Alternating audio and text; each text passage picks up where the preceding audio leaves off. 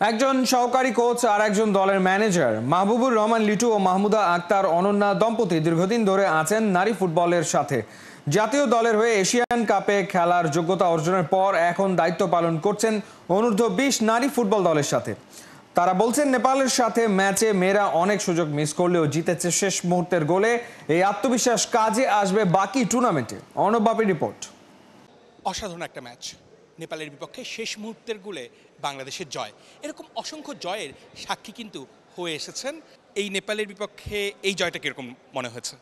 আসলে আজকে দেখেছেন যে আমাদের খেলা খুবই ভালো খেলেছে মেয়েরা। তো ফিনিশিংটা আমাদের আজকে খুব একটা ভালো হয় নাই। তবে আমি আল্লাহর কাছে শুকরিয়া যে আমরা দিন শেষে জয় নিয়ে বাড়ি ফিরতে পারছি, এটাই আমার তৃপ্তি।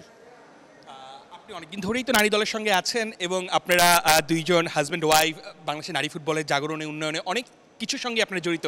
সব কিছু মিলে নতুন একটা দায়িত্ব আপনার ম্যানেজারের দায়িত্বে কিন্তু বাংলাদেশ এশিয়ান কাপ বাছাইয়ের বাধা পার করে মূল পর্বে খেলবে।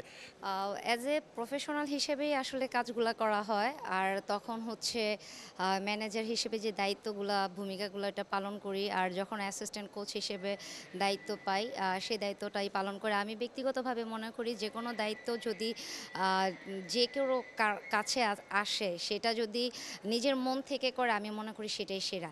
আর আমার এই অ্যাসিস্ট্যান্ট কোচ ম্যানেজার যে পদটাই পাই না কেন, আমি আমার কলিগদের সাথে ঠিক ওভাবেই ডিল করি। সে হাজবেন্ড, ওভাবে আমি করি না। আমরা প্রত্যাশা করি আপনাদের দুইজনের উপস্থিতিতে আরও অনেক অর্জন নিয়ে আসবে বাংলার মেয়েরা, সেটাই প্রত্যাশা। সাফ অনূর্ধ্ব-20 টুর্নামেন্টের প্রথম ম্যাচে যেরকম শ্রীলঙ্কার বিপক্ষে বড় জয় পেয়েছে বাংলাদেশ, দ্বিতীয় ম্যাচে নেপালের বিপক্ষেও জয় তুলে নিয়েছে শেষ মুহূর্তের গোলে। বাংলাদেশের নেক্সট ম্যাচে প্রতিপক্ষ ভুটান। অর্ণব বাপি, ৭১, ঢাকা।